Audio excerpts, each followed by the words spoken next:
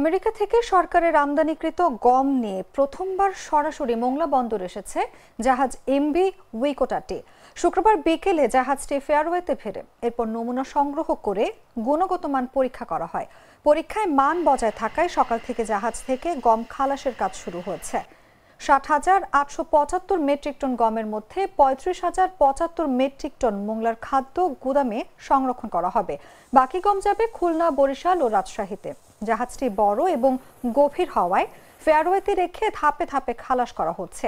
এটি আমেরিকা ও বাংলাদেশের মধ্যে স্বাক্ষরিত G2G চুক্তির প্রথম সরাসরি চালান। এর আগে 25 অক্টোবর ও 3রা নভেম্বর দুইটি চালান দেশে এসেছে।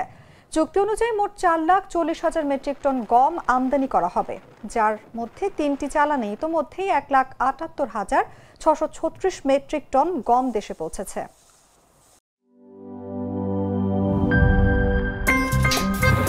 আমার একটা স্মার্ট সিদ্ধান্তে 25% গ্যাসের খরচ কমেছে। ভাবছেন কিভাবে?